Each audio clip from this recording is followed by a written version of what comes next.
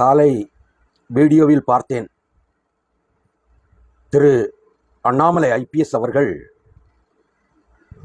தன்னைத்தானே சாட்டையால் அடித்துக்கொண்டு வருத்தி கொண்டு ஒரு தவத்தை, ஒரு வேள்வியை ஆரம்பித்த அந்த தருணத்தில் கண்ணீர் விட்டு அழுதேன்.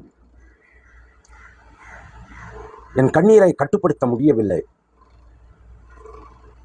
என் அழுகையை அடக்க முடியவில்லை. கன்னியாகுமரி மாவட்டத்திலிருந்து ஒரு மாணவி சென்னை அண்ணா பல்கலைக்கழகத்தில் படிக்கச் சென்றவள் சூறையாடப்பட்டாள் கயவர்களால், திமுக குண்டர்களால். அதற்காக எங்கேயோ கரூர் பக்கத்தில் உள்ள ஒரு சின்ன சிற்றூரில் பிறந்த அந்த ஆண்மகன் அண்ணாமலை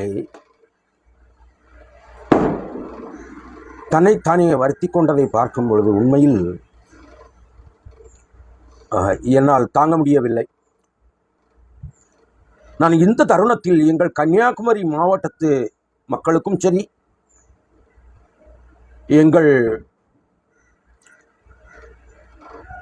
தேர்ந்தெடுக்கப்பட்ட உறுப்பினர்களாம், எம்எல்ஏக்கள், எம்பி, உள்ளாட்சித்துறையில் தேர்ந்தெடுக்கப்பட்ட மக்கள் எல்லோருக்கும் ஒரு கருத்தை சொல்லுகிறேன். அன்பர்களே, சூறையாடப்பட்டது நமது கன்னியாகுமரி மண்ணை சேர்ந்த, பகுதியைச் சேர்ந்த நமது ஒரு மாணவி, ஒரு குழந்தை, ஒரு பெண்மணி. எங்கே, எந்த இடத்தில் ஒரு பெண்ணுக்கும் ஒரு தாய்மைக்கும் பாதுகாப்பு இல்லையோ அந்த மக்கள் சமூகம் முற்றிலுமாக அழியும். ஆணித்தரமாக சொல்லுகிறேன், அந்த சமூகம் முற்றிலுமாக அழியும். உண்மையில் கன்னியாகுமரி மாவட்ட ஒட்டுமொத்த மக்களும் கொதித்து எழுந்திருக்க வேண்டும். இந்நேரத்தில் எங்கே எப்படி மதுரையில் கண்ணகி மதுரையை தீ வைத்து அழித்தாலோ அதே போல் சென்னை மாநகரத்தை கன்னியாகுமரி மக்கள் இங்கிருந்து சென்று ஒட்டுமொத்த சென்னையும் அழித்திருக்க வேண்டும். ஒட்டுமொத்த சென்னையும் அழித்திருக்க வேண்டும். எப்படிப்பட்ட மண் இது? வைகுண்டர் பிறந்த மண் இது. பெரியார் மண் அல்ல, இது அண்ணாவின் மண் அல்ல, இது கருணாநிதியின் மண் அல்ல, இது வைகுண்டரின் மண், இது நேசமணி நாடாரின் மண், இது பொன்னப்ப நாடாரின் மண், இது தாழ்லிங்க நாடாரின் மண், இது கவிமணி தேசிவநாயகம் பிள்ளையின் மண்.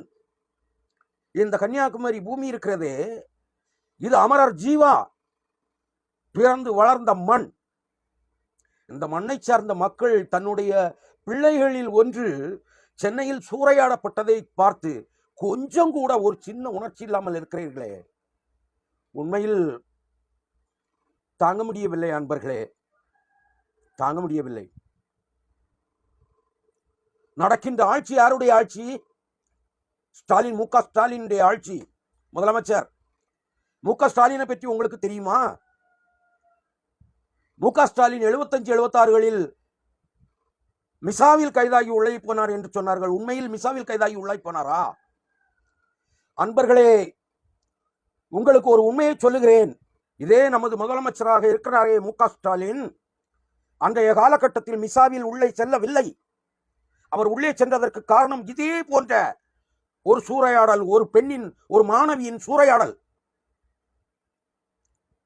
வித்யாசாகர் என்கின்ற போலீஸ் அதிகாரி அதற்கு பழிக்கு பழி தீர்ப்பதற்காக அவரை சிறையில் கொண்டு வைத்து அடித்தார், நொங்க புடைத்தார்.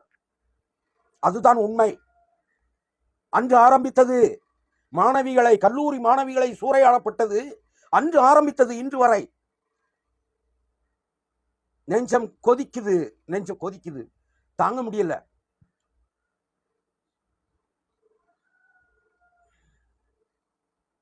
பொறுக்க முடியல. இதுக்கு மேல என்னால பேச முடியல. நன்றி, வணக்கம்.